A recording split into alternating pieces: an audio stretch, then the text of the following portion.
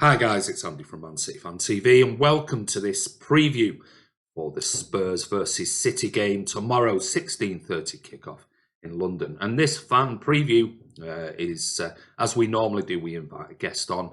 And this person's been on the channel before. It's a big YouTube account. It's Tottenham Fan Chris Cowlin. And as usual, we send each other 5 questions. So I'm going to hand you over to Chris. He's going to answer my first question. So, question 1, Andy asks, how have Spurs fans taken to Jose? I must say, it was a very weird atmosphere in the away end when Jose Mourinho come in. We hadn't won away for 10 months. Jose Mourinho come in. This was against West Ham at the Olympic Stadium, and we won the game 3-2. It was a half-hearted cheer for Jose Mourinho and a chant for Jose Mourinho at the end of the game. Just a number of fans were singing his name. I know a lot of people who absolutely love him and adore him, and I know a lot of people who the jury is still out and they are questioning the appointment of Jose Mourinho. So it's very, very mixed. Of course, Jose Mourinho comes with this excellent record of winning trophies, and Tottenham need trophies. Of course, we haven't won a league championship since 1961. We haven't won a European trophy since 1984. We haven't won an FA Cup since 1991. And the last cup that Tottenham actually won was the League Cup in 2008. So everybody is counting on Jose Mourinho to bring Tottenham a trophy. And I think that those people who are excited, me included, because when Jose Mourinho was appointed Tottenham manager, although I was very, very disappointed to see Pochettino go, Jose Mourinho has won trophies everywhere he has gone. So if he can bring us a trophy or two, I think the Tottenham fans will be absolutely delighted. Okay, and my question that I need to answer from Chris, number 1, is what are your expectations for Man City now this season? This surely has been written off as Liverpool are going to win the league. They're that far ahead and are currently unbeaten. Yes, I agree. I think the title is finished, if I'm being honest, even though mathematically we can still win it. I think Liverpool got far too many points and are probably going to go on and win the league this year. But we're in second. I'm hopeful that for the remainder of the Premier League season, we're going to get as many points as possible and certainly reduce that gap. We're in the next round of the Champions League against Real Madrid. That's coming up shortly.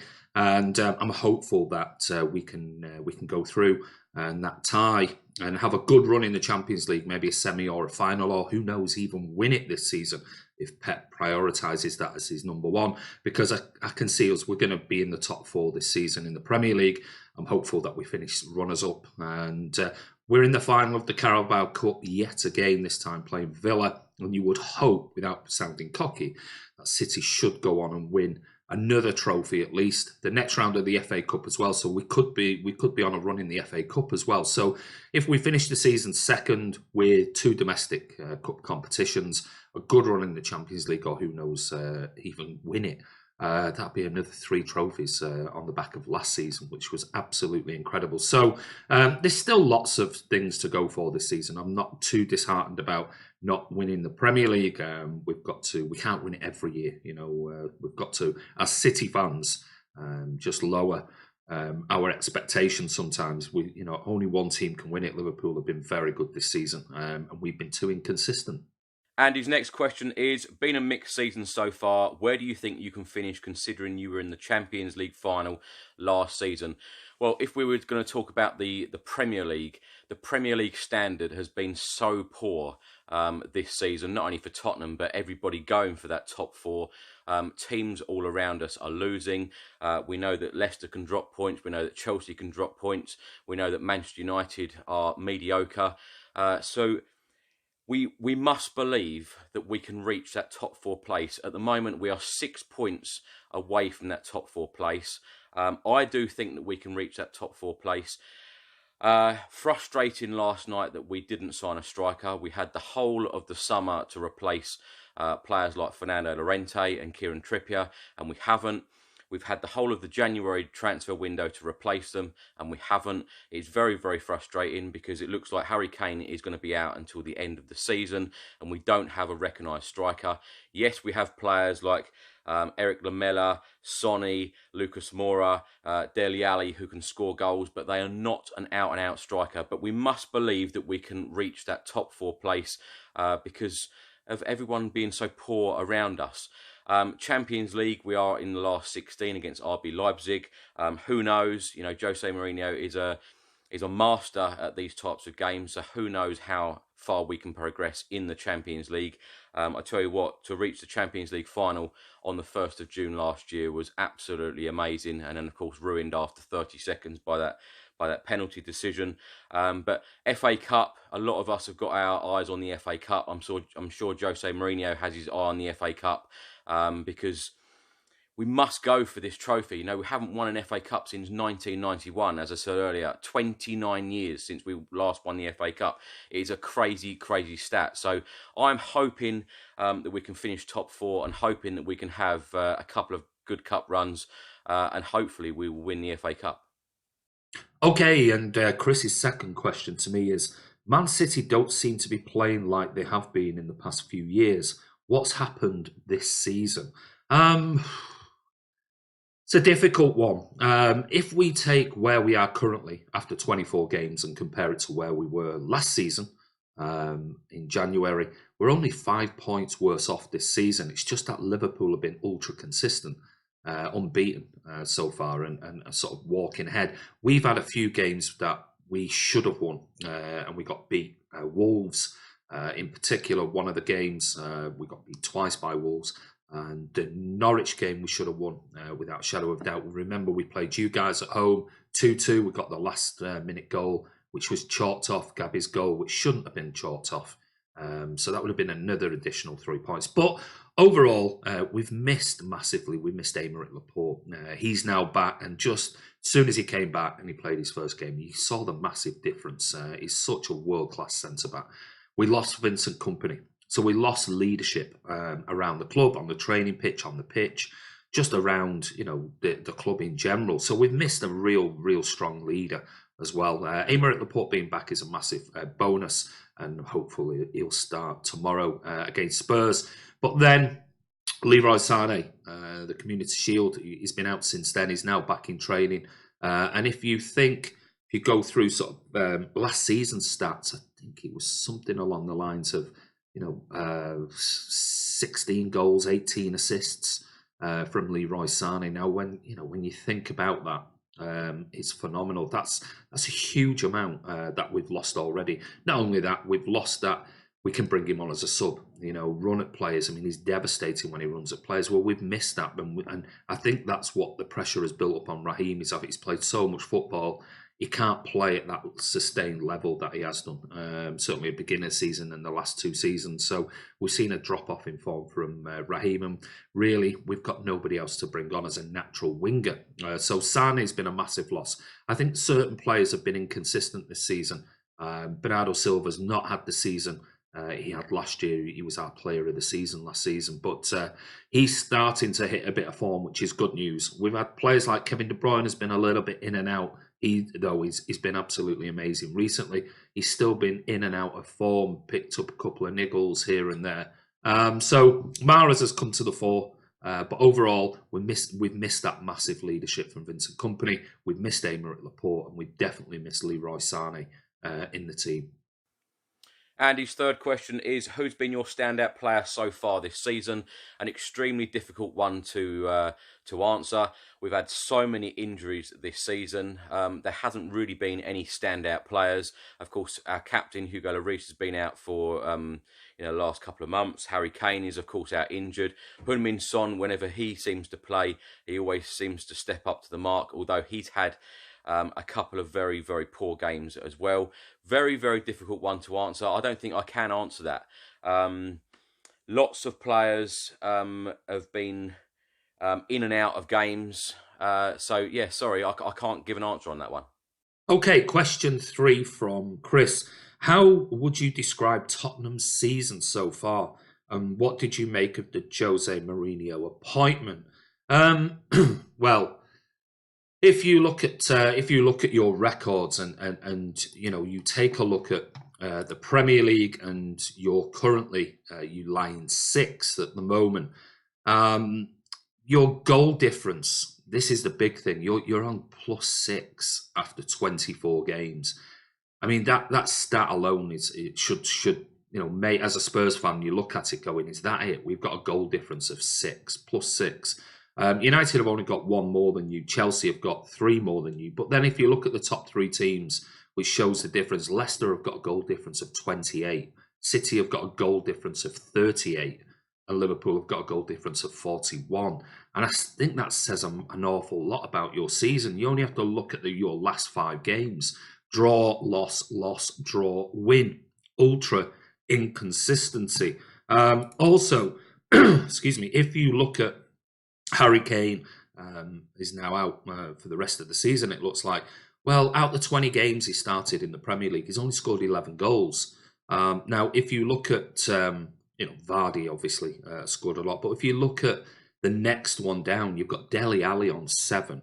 And I think that's been your big problem. Is under Pochettino over the last couple of seasons, you've played this attacking, free-flowing football and scored plenty of goals. But this season, a +6 goal difference shows that you're conceding and not really scoring as many as you should be. So Kane's got 11 goals, that's it. And that's all he's going to end on, with Dele Alli on 7. Now, if you take out, let's say, take City, for example, Aguero's got 16 goals out of 12 Premier League starts.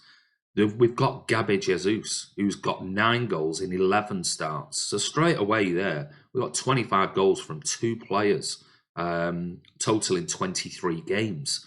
If you look at the other teams around, sort of the top scorers, Rashford on 14, but he's out injured. Danny Ings on 14. Aubameyang at Arsenal, 14. Tammy Abraham at Chelsea, 13. All of these players playing for teams that you're in and around. And they've got natural goal scorers up front. Obviously, Kane would get more this season if he was playing. But we've got the likes of Kevin De Bruyne on 7 goals as well. Now, if you look at Kane, he's scored the same amount of goals as Pukki of Norwich, Jimenez of Wolves, Raheem Sterling, who's a winger at the end of the day. So I think that's where your problem lies. You're just not scoring enough goals. You're not as attacking as you have been in the past few seasons. With Mourinho, I think he'll make you more pragmatic, which means naturally you're not going to score as many goals. But hopefully for you guys, you'll concede less. So it's a buy-off. It really is a buy-off. I don't know whether I haven't seen an awful lot of Spurs this season. I don't know whether it's a buy-off between that free-flow attacking football that you played with Ali, and obviously Eriksen not been at his best form and has been pushing for a move for a long time. I don't think has helped you, because he was probably your most creative player over the last 2-3 years. So I think maybe you'll pick up more points, more draws, and more points on the for the remainder of the season. But yeah, I don't know. Jose Mourinho, we know what he's like. He's an exceptional manager. He wins trophies. Whether he'll be able to put a squad together that will win something, because obviously you've got a chance in maybe the FA Cup this year. But other than that, I think if you might scrape top 4 under him with his pragmatic approach. So, Andy's fourth question: what are your thoughts on the way managers have spoken about the cup competitions, especially the way Klopp has spoken about it? Well, if I'm completely honest, as a Tottenham fan, I was always frustrated when we were under Maurizio Pochettino, when we were playing in the likes of the FA Cup and the League Cup. He would always make some strange decisions and put out a weakened team. A semi-final against Chelsea, he put Heung-min Son at left wing back. He left out Hugo Lloris for a key game as well. Left out Toby Alderweireld for a semi-final. There were lots of these sorts of decisions that were very, very frustrating. Jose Mourinho now will always be putting out our best possible 11. He is a master at winning cups. As I said earlier, he's won cups everywhere he's gone, and we are all hoping that he wins Tottenham a cup very, very soon. Jurgen Klopp has been putting out lots of weakened teams in cup competitions, but a lot of the time he seems to get away with it. They've got a lot of strength, they've got a lot of depth, and of course they've got so many competitions, certainly this season, that they've had to play in. But I do not like, as a football fan in general, I do not like people dismissing cup competitions like the FA Cup. I think that they should be taken seriously. And if you look over the last 10, 20 years, all of the top teams have won this competition. Okay, and Chris's fourth question to me is, where do you see Man City and Spurs finishing this season? Will any of them win any cups this year? Well, it's pretty much like the previous answer I gave. I think City will finish second in the Premier League. I think we'll win the Carabao Cup, and I think we'll win the FA Cup. As far as Champions League, I think we might go for a long run, maybe the semi-finals, who knows, or even the final. So I'm going to go for City to win 2 domestic cup competitions this year and finish second in the Premier League. With regards to Spurs, like I said in the previous answer, I think Mourinho's pragmatic approach might scrape you into the top 4 place, but I think it's going to be difficult with United and Chelsea and Wolves as well, all fighting for that one spot, because I can only see Liverpool, City, Leicester staying in those top 3, and I think it's going to be a shootout right to the death. I think it's going to happen probably on the last game of the season, who finishes 4th. So I'm going to go Spurs. You could finish 4th. So Andy's last question is score prediction for Sunday. I never ever go against my team. I will always back Tottenham to win. I'm going to go for a 3-2 Tottenham win. But the interesting fact is that Tottenham have not beaten a top 6 established side in the Premier League all season, home or away. So it should be a very, very interesting game. I'm hoping that our brand new signing, Steven Bergwijn, will make his debut. He might even get a start. Jose Mourinho is very bold with his decisions, and I wouldn't be at all surprised if he starts and even grabs a goal on his debut. So let's hope for a Tottenham win. Andy, I know that obviously you want Manchester City to win, but it should be a very good, entertaining game. And Chris's final question to me is your Man City predicted lineup and your score prediction. Trying to predict a Pep Guardiola lineup is just so difficult. We all think, well, he's been dropped for that game, so he'll play in this, doesn't drops him again, or doesn't play him, or play somebody completely different. I always get it wrong. I'll be honest with you. Maybe I've got it right once, I think, in the last 6 weeks, but other than that, they're normally totally way off. So this will be my guess for tomorrow's game. It will be Ederson in net, and I think he'll play Walker at right back. I think Fernandinho and Laporte will play. That's what I'm guessing. And Benjamin Mendy will be left back. Rodri will be holding. Ahead of him, it's going to be Kevin De Bruyne and Bernardo Silva. Riyad Mahrez on the right, Sergio Aguero up front, and Raheem Sterling is dropped to the bench, in my opinion. Gabby Jesus is going to play on the left, and I'm going to go for that attacking 3 of Gabby on the left, Sergio up front, and Riyad Mahrez. And yeah, that's my guess, and that is all I can do with a Pep Guardiola selection, is a guess, because he just always throws a curveball every single game. But he did say in his press conference he does have a plan. But score prediction, I've gone for Tottenham 1, Manchester City 3.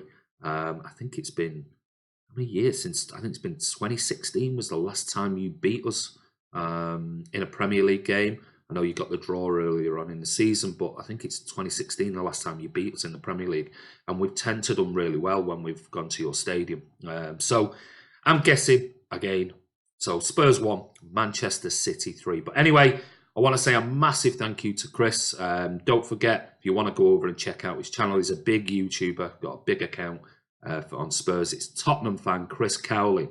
And the links to his Twitter and his YouTube channel will be in the description below. But anyway, this is Andy from Man City Fan TV. Thanks a lot, Chris, for that. And we'll see tomorrow, 16:30, down at your place, how it goes. But all I'm hoping for is 3 points, and we'll just keep the pressure on Leicester and Liverpool. But anyway, take care, and we'll see you soon.